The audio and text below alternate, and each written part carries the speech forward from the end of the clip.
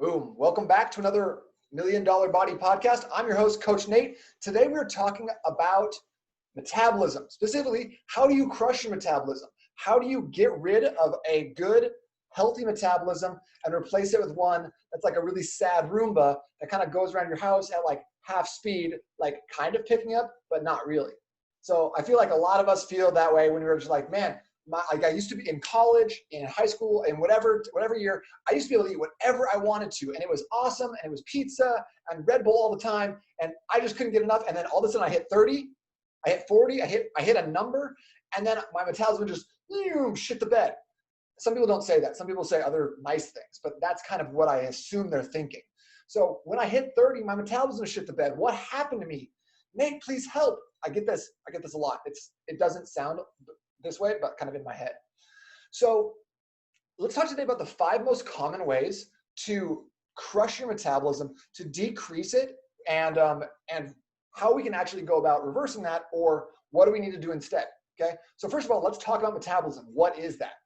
Well, when I say metabolism, what I'm talking about is the amount of calories that you're gonna be burning on a daily basis with your activities. So with your like daily life, with your like the activity that you're getting on a normal, regular day, how many calories is that? And how can we make sure that we can increase that number to give you a little bit of like a nutritional airbag, an insurance policy. So when you do go out for happy hour, it's not like, man, I got to now 2 weeks of working these nachos off my hips. So like if we think about like the one step below metabolism is called your BMR, or basal metabolic rate. Now that's the number of calories that I would burn laying on the bed, watching SportsCenter, and not doing anything for 24 hours. That's how many calories it takes to keep my body alive, okay? So this really is dependent on height, weight, and then body fat percentage, and like kind of by proxy, the amount of muscle you have. So someone who's carrying more weight, so even if someone's like 175 pounds, just ripped, just shredded, versus someone who's 300 pounds, but carrying a ton of fat with them, the person who's 300 pounds is always gonna have the higher BMR.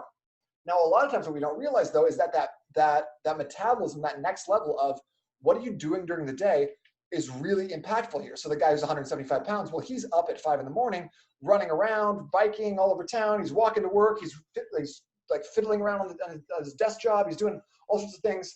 Whereas the other person is not really. So at the end of the day, they're gonna have the same metabolism or daily caloric needs. Okay, so that's the definition when we're talking about metabolism. How many calories do you need to operate your daily life? So the first way to really start negatively impacting your metabolism, and we all do this, especially as we get older, and definitely when we have kids, this is something that I experienced, was our sleep decreases. Our sleep quality decreases, the length of time we're sleeping. And then most guys I know will say this, yeah, I just get a little less sleep, not a big deal. You know, we're tough. We sack up and get it done. It doesn't matter. We have 5 hours sleep, 3 hours sleep, who cares? We're men, we're tough, right? But what we don't realize is that when you stop getting enough high quality sleep, you're burning less calories throughout the day just because you didn't get enough sleep for no other reason.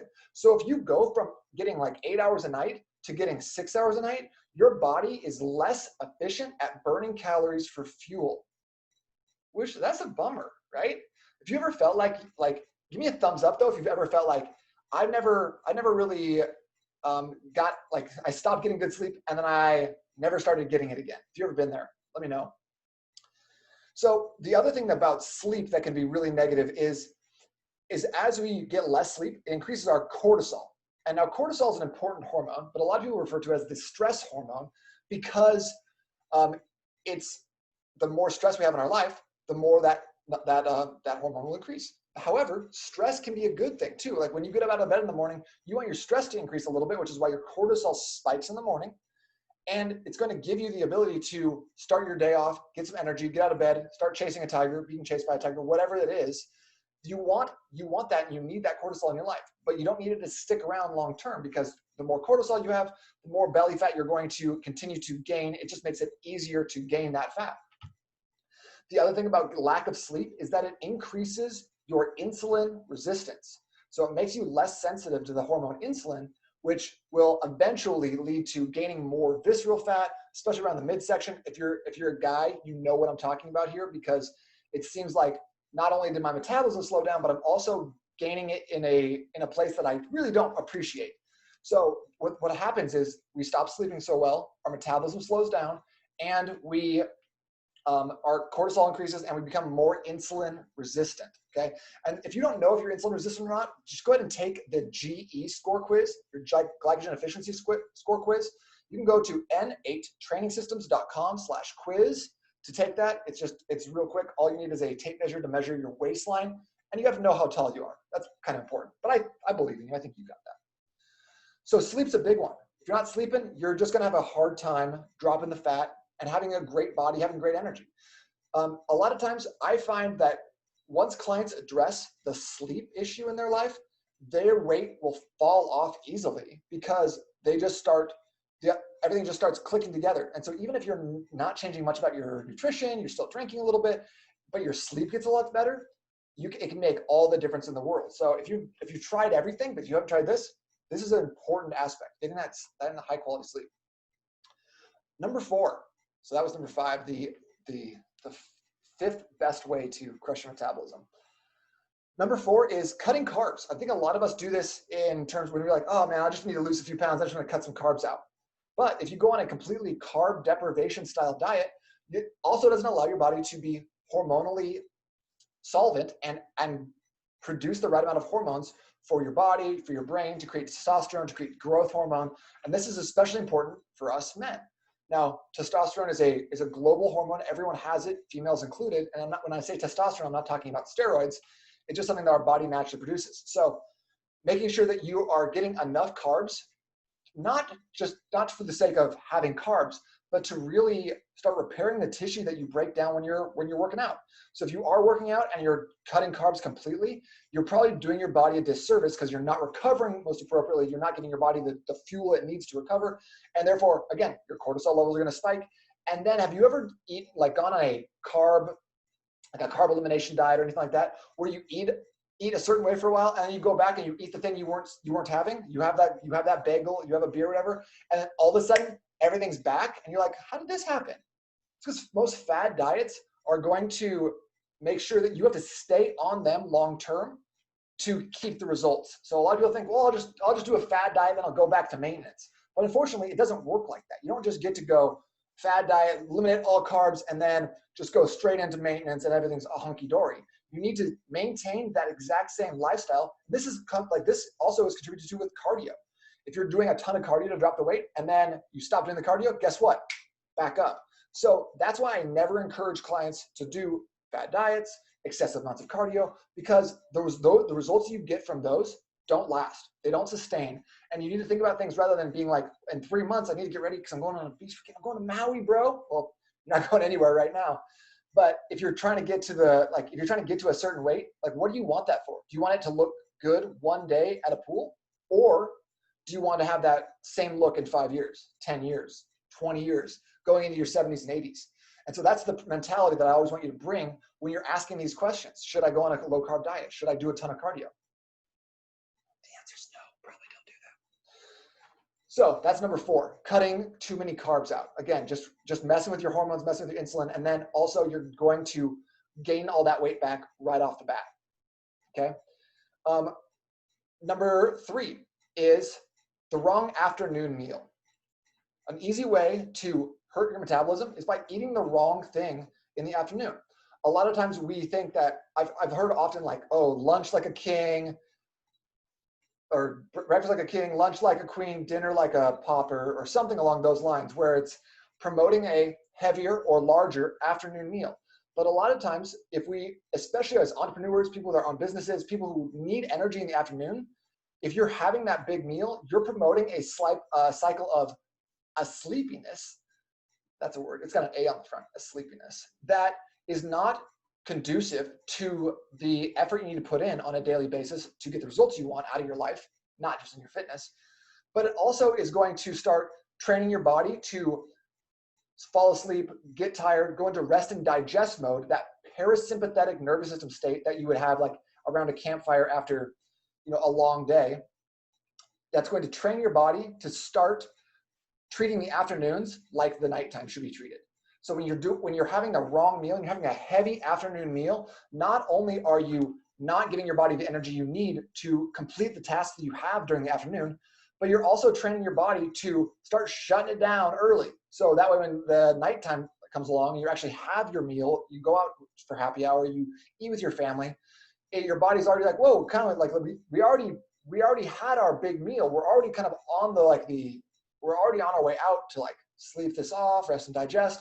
And now you're giving us more food. So more of that food is going to go into storage. Again, insulin resistance comes in. And find out more about that by checking your GE score, if that's something that's even a possibility for you.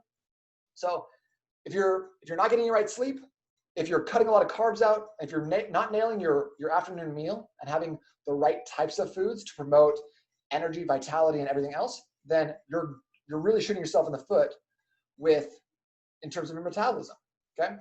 Now, these last two are really big. Now, the first three, obviously, they're important, and I think that you should definitely pay attention to them. These last two, everyone is going to experience, okay? So these are really big time. The first one, or this, I guess, number two, is a lack of NEAT in your life. And now NEAT is a really fancy, cool trainer way, just ask me, of saying non-exercise activity thermogenesis, which is the pretentious way of saying you're not moving very much.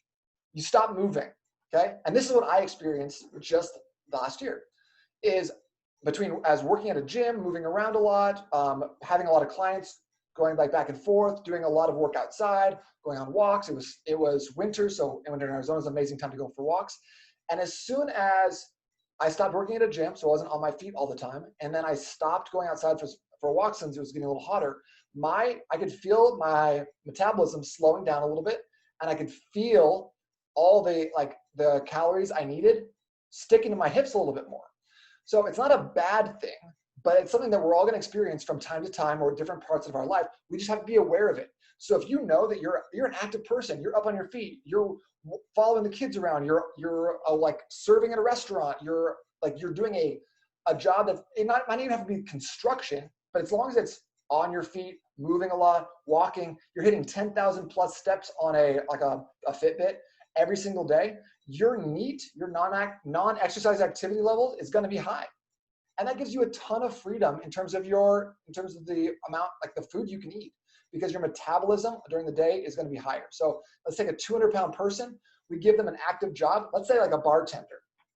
They're on their feet all the time. You know, they're talking to people, they're moving around. They don't get to sit down. There's no rest. And you take another 200-pound person and we put them in an office job. The bartender is going to have the higher metabolism 100% of the time, give it all of the things being equal. 100% of the time. So a lot of times when people tell me, hey, Nate, my metabolism really bit the dust at blank age, at 30, 35, 40, just wait, you'll see, just wait. It's not because your metabolism took a big crap, but it's because you stopped moving and giving your metabolism a lot of fuel. You stopped moving and you stopped requiring that your metabolism be super active in order to meet the demands that you're putting on it. You stop moving, you stop going for walks, you stop moving around, you stop doing an active lifestyle, and your metabolic demands decreased. And that's just how it works sometimes. And often we don't have control over that. We don't have the ability to be like, oh man, well, I'll just get up and walk around my office all day today. And like that's sometimes not a reality for a lot of us. So we just have to pay attention to when that does happen and adjust our calories down slightly to compensate for it. An easy way to do this, by the way, is a weekly fast. If you find that like you are in a position where your body is just kind of holding more fat, your activity levels decreased, a lot of times this can happen to people in the winter. An easy way to counteract that is by adding in a 24-hour fast. So going from like a Thursday night to a Friday night. So you eat both nights, but you don't necessarily eat during the day on Fridays. You cut it off at 7 p.m. on Thursday, you eat again 7 p.m. on Fridays, you get a 24-hour period of no eating. This can help balance out the nutrition aspect without it being this big ordeal or having to cut carbs or track your food. So it's an easy way, especially if you're a guy, this can be really, really powerful here, okay? So that was the second most prevalent way that you can crush your metabolism. All right. The number one, the winner, the best, the number one best way to destroy your metabolism is through dieting. Consistent dieting will do this to you every single time. And here's why. When you diet, let's go back to our 200-pound guy, okay? Let's say he's got a metabolic demand of, we'll make it real easy, 2,500 calories, okay? Now, most places will tell you, you need to either cut your calories by 500 to 1,000 per day. A lot of people just choose the blanket 1,500 calories for men, 1,200 for women. Where that number came from, I don't know. I don't think they know. But they'll ask you to cut your calories by about that much. So if you cut, as a guy, you cut your calories by 1,000. So now you're eating 1,500 calories. You're tracking everything. You're logging it. You're diligent, right? You're doing great.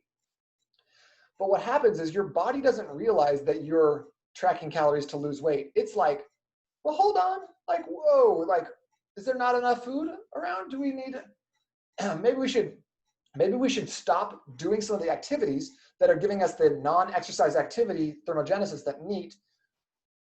So what'll happen is your body's real sneaky. It'll keep you from walking super far to the store. You'll park closer. You'll just do that because that's what your body asks you to do. If you're a toe tapper, you'll stop tapping your toe. If you're like kind of a fidgeter, your body will mute those processes because it doesn't want any unnecessary expenditure of calories on something as menial as toe tapping or fidgeting. It wants to save you. It loves you. Your body loves you. No, your body freaking loves you. It thinks you're the best. So it wants you to stay alive. So it starts compressing some of those non-exercise things that you don't even know you do on a daily basis. So now you've cut your calories down. Your body's muted some of those processes. So this random 200-pound guy, his metabolic rate has gone from 2,500 to 2,200 without him even realizing it. So now he's only eating 800 calories, 700 calories less than his maintenance. So then on top of that, what happens is your body goes, all right, well, we're just going to use the food that you're eating to fuel most of our stuff. We'll hold the fat stuff in reserves, right? So we're just going to hold on to our fat stores because we don't know what's coming. We want to keep you alive. We love you, bro. And so everything you eat, that's what we're going to prioritize and burn first. Okay, so it won't burn fat from stores. It'll only burn the food that you're bringing in. So now what's going to happen is you're going to stop really getting some good results. Eventually, you're kind of plateau. Your body won't really start changing, which gets frustrating. And then what do most of us do when stuff gets frustrating? We add in. So we're going to add in more cardio. We're going to decrease our calories even further, right? And then that whole process repeats. Mutes our function, holds our stored food, pulls from the food we're eating. And then doing this over and over again, you can see how someone who's dieted 5 times, 10 times, 20 times, he's been on diets up and down, lost and gained the same 15 pounds over and over again. Does this sound familiar at all? That person is going to have a significantly reduced metabolic rate compared to someone who's never dieted before in their life. That's why you look at someone and you're like, man, this asshole gets to eat pizza and he's skinny? Like, yeah, because he's never been on a diet one time. So those are the 5 easiest ways to crush metabolism. Lack of sleep, cutting your carbs, the wrong afternoon meal, decreasing your non-exercise activity, and then chronic dieting. Those are the 5 horsemen of your metabolism sucks now. I just made that up. That's just me. So if you've ever experienced that, if you ever feel like, man, that's like my metabolism sucks, I hate it, it's the worst, I need to get around this, I need to do better, then what you need to do is start rebuilding your metabolism as well as stop dieting. Okay? If all you did was stop dieting and started walking more, you're going to get some better results. You're going to feel better, you're going to burn more calories, everything's going to just be working the correct way. But if you want long-term results that are going to stick around 5 months from now, if you want long-term results that are going to be present in 10 years, into your 60s, into your 70s, then you need to start working on rebuilding your metabolism. And the best way to do that is by figuring out how to eat in a way that's going to enable you to get the body you want and then maintain in that same vein. So I don't believe that you can do that with a carnivore diet. I don't believe you can do that with a vegan diet. I don't believe you can do that with a keto diet. Show me the person who's done keto for more than 2 years, and I'll go buy you a bunch of bacon. I don't know, probably. What do you eat on keto? Bacon? Cheese? So the biggest thing that you can do right now, the one thing that you can do to fix the metabolism is to start eating at your metabolic rate, at the level that you need to be eating at to maintain your body weight. So let's say this 200-pound guy, he's lost, a couple pounds here and there. He's hovering around 200. He wants to lose weight to get down to 180. Well, what should he do if he's been dieting all his life? We need to stop dieting first and foremost. We need to bring his calories back up to that 2,500 mark. Okay, we need to get him there. And these are just examples. Obviously, this takes a little bit more like getting down and dirty in someone's personal business to figure out exactly what these numbers look like. But we need to bring our calories up to maintenance, and then we need to bring the activity level up next to it. Okay, so walking is one of the best, easiest, and most joint-friendly, body-friendly versions of fitness that you can possibly have. So it's the best thing you can be doing. The second thing is we need to build more muscle. So if your workout program doesn't include some sort of resistance training, some sort of thing to build and tone muscle, then you're missing out on a massive area of improvement that can increase your metabolism for the rest of your life. So having some resistance training in there that's going to help you build and create new muscle, it also trains your body that, hey, when we get food, it goes to muscle. We need to bring that food in and give it to that muscle that we've been training. And it teaches your body to start using food in an appropriate way that we were designed to be using, essentially. So you need to have more muscle because that's going to allow you to eat more food and burn more calories. And in order to build a big fire, what you need more wood, right, to put on the fire, and then you need to have more oxygen. So you need to have more wood, like more muscle. You need to have more oxygen, like more food. And together, those things are going to help you create a big bonfire, which a lot of people think of as like, oh, your metabolism is like a fire. By the way, this is part of what I was going to talk about today. The idea of stoking your metabolic fire by eating 5 to 6 meals per day is absolute horseshit, and I hope none of you guys ever fall prey to that again. Because what that's doing is it's signaling your body, kind of the same way we talked about for lunch, signaling your body to increase your insulin and decrease, and increase and decrease, and increase and decrease, and increase and decrease, which is not going to increase your metabolic furnace, but it is going to wear you out, make you tired, and keep your body from digesting food fully and engaging fully in other activities. So you don't let it split up. So you're always digesting. So 6 meals per day as the premier fitness routine or nutrition routine is dog shit, and I hate it. So, all right, just to review kind of what we talked about today. The 5 best ways to crush your metabolism are the not getting enough sleep, having the wrong afternoon meal, cutting carbs, not getting enough activity outside of your exercise, and then chronic dieting. The best ways to increase your metabolism kind of through and rebuild it up to give you the body that you want, not just today, but in 10 years, is walking more, doing more exercise or more activity that's not exercise. Walking is the best way to do this, and adding resistance training in, building muscle. Don't be afraid of building muscle. A lot of people tell me, oh, I don't want to get too big. Well, I do want to get too big. It's been a goal of mine for like 15 years. And I'm not just like waking up and being like, oh no, too big today. Just because you've been driving for 20 years, I'm pretty sure there's no like big fear of you all of a sudden being like, oh, I'm a NASCAR driver. How did this happen? It takes a concerted effort over decades of time to get too big. And most of the people that you consider too big are probably on some sort of, what would you call it? Assistance. So make sure that resistance training is a piece of your program because it's going to pay off massive dividends, not just today, but in 10 years, in 20 years. And with that, I leave you. Thanks so much for listening to the $1 Million Body Podcast. Make sure you're part of the $1 Million Body group on Facebook if you want more content like this. And if you have any other questions about your metabolism, about nutrition, or about that resistance training, please let me know because I'd be happy to help out in any way that I possibly can. You guys have an awesome week. Coach Nate out. Talk to you very soon.